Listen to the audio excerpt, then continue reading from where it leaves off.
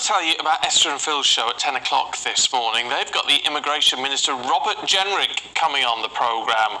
Oh, we want to hear about immigration, don't we? They want to hear from you. So whether you've got a question about migrant hotels or how immigration is affecting students, get in touch and have your say. Yeah, you always do on the subject of immigration, but you know how to do it. It's GBViews at gbnews.uk, and then hopefully your question will be asked on the programme. About 10:15, I think he's going to be on. He is, yeah. Let's take you through the papers. A bit of a rattle through this last one with Kevin Schofield and Emma Wolfe. Morning, you two. Sajid Javid is out. He's off. The 12th Tory MP to say that he's off. He's held two big offices of state. He's been Chancellor, he's been Home Secretary, and he's joining a sort of growing exodus. Has he got a nice job lined up? Probably. We don't know. Well, there's a... Kevin will know. Well, no, the front of the Financial Times, they've got a story saying that he has been in discussions with an investment bank already. But that's his background, obviously. He worked for Deutsche Bank and one or two others, so he's not a stranger to that world. And I think this adds to the real sense of Tory doom, the fact that, a lot of them feel, senior sources are saying they feel they've lost the next election already.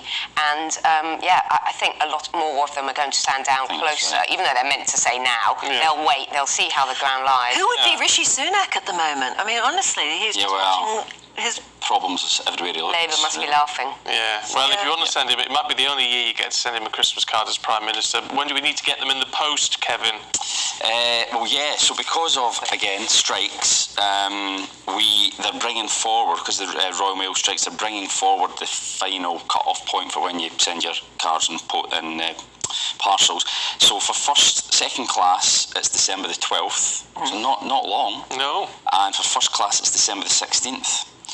And it's normally a week later. So if you are, like me, a little bit disorganised when it comes to getting your cards, etc., in the post, then you better get it done sooner rather than later, or else they're not going to I would say much sooner than that, because you just don't know how the strikes are going to affect. Well, quite, because they're going to strike December the 9th, 11th, 14th, 15th, 23rd and 24th. Yeah. So it's going to be massive disruption. If you want your granny to get... And there are some reports that sorting offices in various parts of the country are already overwhelmed with parcels. Yeah, I've seen pictures of just a sea of parcels. No, I'd get them done now if you're going to do it. Yeah, don't mess about. Don't mess about. It's not the year for it. Emma, can we just have a quick look at COVID in the mirror? Yeah, this is a because this is a bit of a worrying horrible one. story. Do you remember the days when we were all used to get your groceries from the supermarket and you would wash them? You had to wash everything. And we've stopped doing that now. We've stopped doing that, and COVID cases were falling, and they're now rising again. We've got 1 million COVID cases in the week of November the 21st, and 6% up.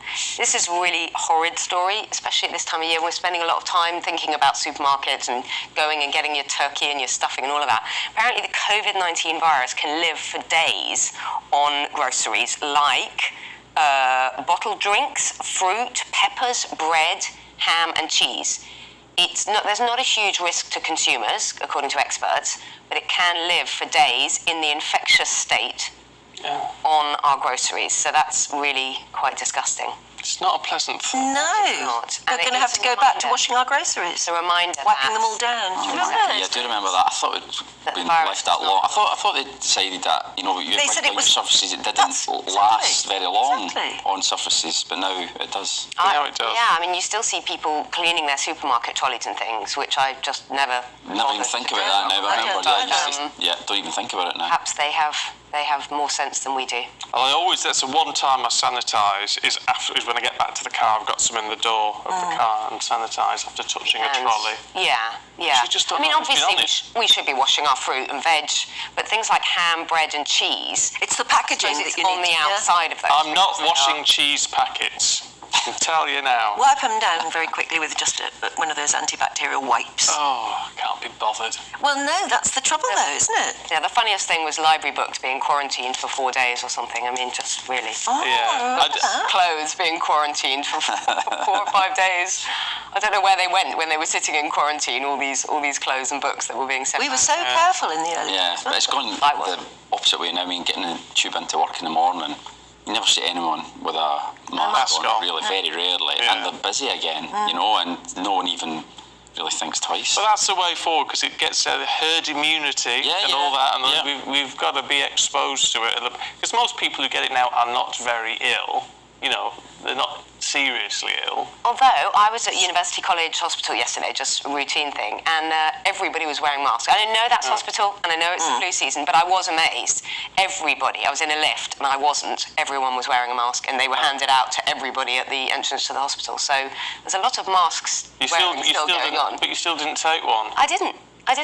But you still wear it to go to the doctors, don't you? If you can get an appointment to see your doctor. Oh no, I don't. Oh no, they said there's a big thing saying no mask, no entry on our doctor's surgery. Yeah, no. Last time I was there, Still keep a little packet of masks in the car. Right. Those sort of things. Yeah, I suppose we'll all be doing that for a while. Kevin, Emma, it's been good to see you both this Lovely. morning. Thank you very much indeed.